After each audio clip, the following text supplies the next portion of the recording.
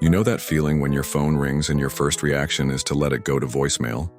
Or when someone knocks at your door and instead of answering, you quietly freeze, hoping they'll just go away? You're not alone. And no, you're not turning into a grumpy hermit. You're just aging. And with age comes something no one really prepares you for. That subtle growing desire to be left alone more often. But here's what nobody tells you. That feeling. It's completely normal. In fact, it might even be healthy. Let's talk about why. When you were younger, social interaction was baked into your daily routine. You were surrounded by people at work, in school, through your kids, at the grocery store, even on the bus. It was constant and you got used to it. Maybe you even depended on it. But as you grow older, things shift. It's not that you dislike people. You just don't need them in the same way. Not all the time. And that's not selfish, antisocial, or strange. It's psychology, deep, well-researched, and actually quite logical. Your tolerance for nonsense drops to near zero. When you're younger, you put up with a lot. Toxic friends, gossip, shallow small talk, family drama, loud parties, and that one guy who talks about himself for 2 hours straight without asking you a single question. But after decades of dealing with that noise, something inside you finally snaps. You stop pretending to laugh at jokes that aren't funny. You stop nodding at opinions that make no sense. You quietly walk away from people who drain your energy. That's not rudeness. That's self-preservation. You start recognizing emotional noise from a mile away, and you finally give yourself permission to mute it. Your priorities shift. You begin asking new questions.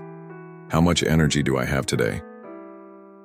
Who actually makes me feel good when I talk to them? Who drains me? Who can I truly trust? You're not chasing popularity or trying to fill up your social calendar anymore. You're chasing peace. You want real conversations, not chit-chat. You want connection, not performance.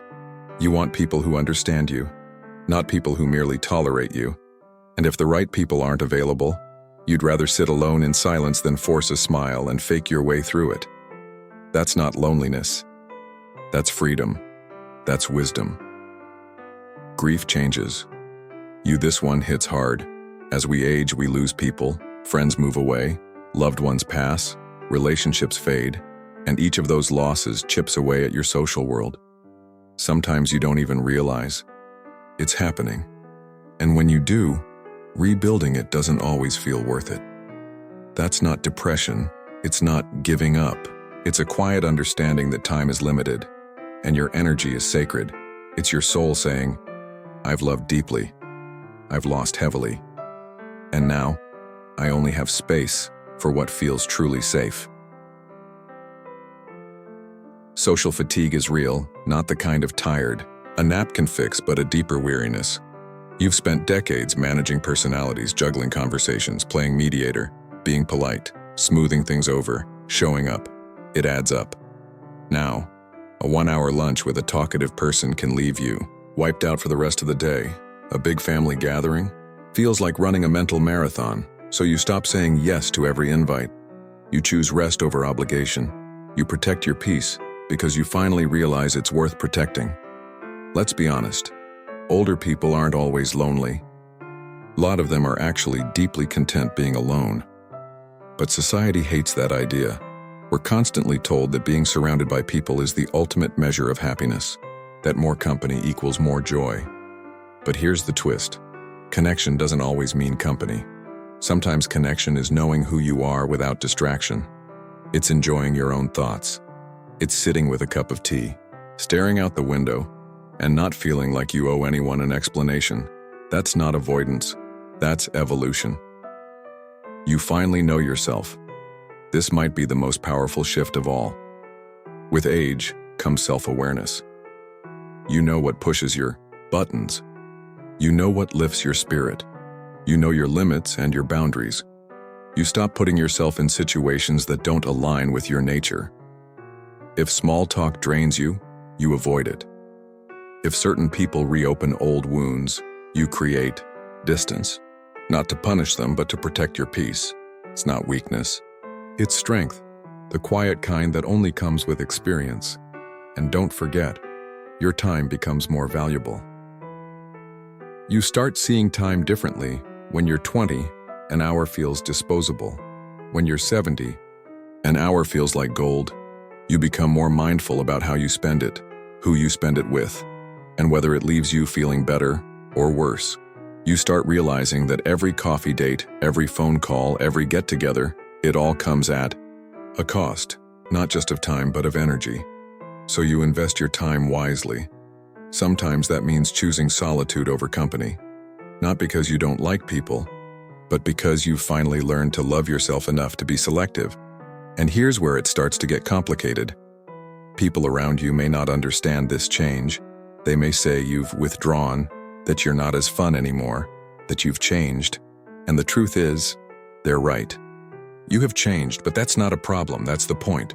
You're not here to entertain others. You're here to live your own life, on your own terms, to feel what you feel, to say no without guilt, and say yes only when it truly matters. You didn't come this far just to keep making everyone else comfortable. You're not rude. You're real. And the older you get, the more sacred that becomes. Now let's go deeper. This shift in your social life isn't just about protecting time or reducing stress. It's about clarity. As you age, a different kind of mental sharpness kicks in. Not about memory, but about awareness. You start seeing through things faster. The fake smiles, the small manipulations, the one-sided friendships. You no longer need a dramatic fallout to know someone isn't right for you. One conversation tells you everything, and that kind of insight, it can be exhausting if you're still trying to play the social game. So you don't. You step back. You simplify. You stop explaining yourself. You stop justifying why you left the party early or didn't return that message.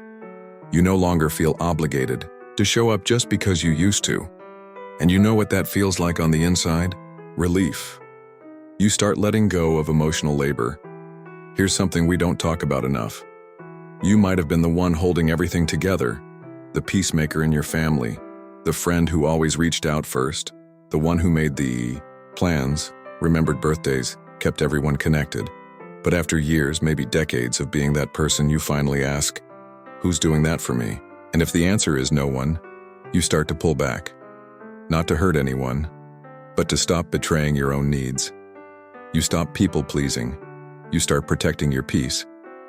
Yes, some people might fall away when you stop carrying the weight of every relationship, but the ones who stay, they're gold. Even your body starts asking for space. Your physical body joins the conversation too. Maybe you tire more easily. Loud spaces overwhelm you. Your joints ache. Your back needs support. That 2-hour dinner with 5 loud people, it doesn't sound like fun anymore. It sounds like endurance training. So you adjust. You decline more invitations. You prefer early afternoons over late nights. You create a life that fits your body, instead of forcing your body to fit someone else's schedule. And in doing so, you discover something surprising. Quiet time isn't just rest. It's a gift. Your identity starts to shift. Here's another layer that doesn't get enough attention. Identity. As you age, your roles change. You're no longer the parent of young kids. You're no longer climbing the career ladder. You may have retired or completely changed your lifestyle. And with that shift, your social circle changes too. The people you once bonded with, other parents, co-workers, younger friends, don't always feel as connected to you anymore. Not because you did anything wrong, but because your lives no longer mirror each other. You've entered a new rhythm, and they haven't, and that's okay. You're not meant to hold on to every connection forever. Sometimes letting go is the healthiest, most honest thing you can do, because what you're making space for is priceless. Quiet mornings. Phone calls from people who really get you. Long walks where you don't have to perform for anyone. Moments that feel nourishing, not noisy. It's not about rejecting people. It's about refining your circle. You want less stimulation and more meaning, less noise and more depth. It's not about pushing people away. It's about making space for what and who truly matters. And at first that might feel a little lonely, but eventually it becomes something better. Clarity. And not everyone will understand this change.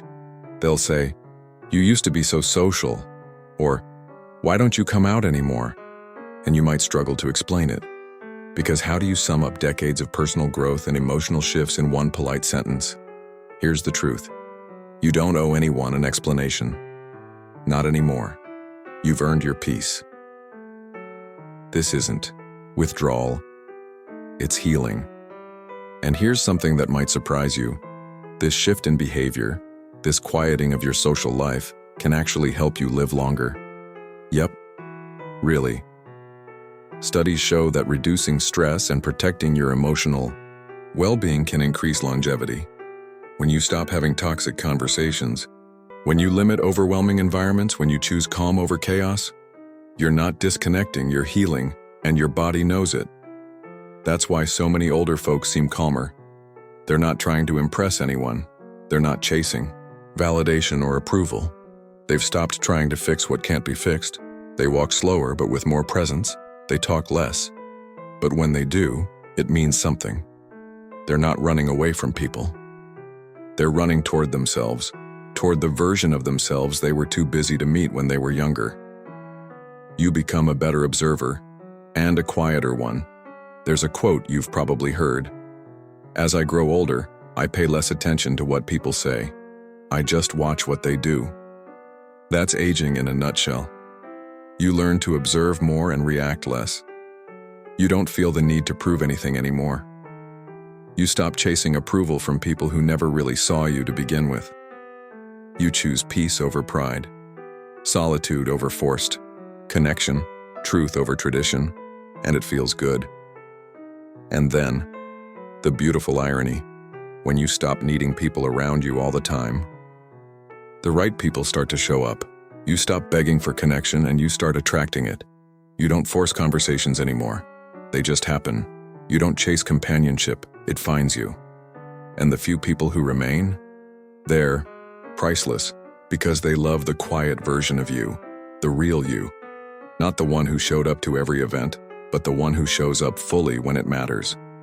So if you've been feeling more withdrawn lately, more quiet, more selective, more intentional, don't panic. Don't second guess it. Don't let the world convince you that something's wrong with you. You're not broken. You're blooming.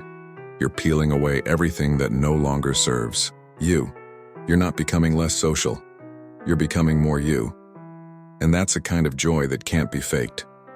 Maybe your weekend calendar is empty. Maybe the phone hasn't rung in a while. Maybe you spent your afternoon doing absolutely nothing and your heart felt peaceful. That's not loneliness. That's arrival. That's what it feels like when your life finally fits just right. And if this message felt like it understood you better than most people have lately, then don't let this be the last time we connect. Stick around. We're building a quiet little corner here for folks just like you. No noise, no pressure, just real talk, soul-deep stories, and the peace you've earned.